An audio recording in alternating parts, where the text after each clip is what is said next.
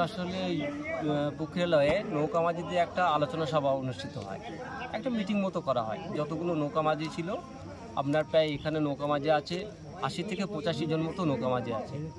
গঙ্গার তারা নৌকা চালাতে গিয়ে যে বড় সমস্যার মধ্যে পড়ছে সেটা হচ্ছে কচুরিপানা, এবং সেই কচুরিপানার জন্য পরিযায়ী পাখিগুলো যে আসছে সেই পাখিগুলোকে নৌকামাঝিরা নৌকা নিয়ে সেখান দিয়ে যাতায়াত করার অসুবিধার জন্য দেখাতে পারছে না। এবার প্রশাসনের তরফ থেকে অনেকভাবে বলা হয়েছে যে ওনারা যদি কোনোভাবে সাহায্য করে, তা প্রশাসনিকভাবে এখনও সেই রকম কোনো সাহায্যের হাত পায়নি।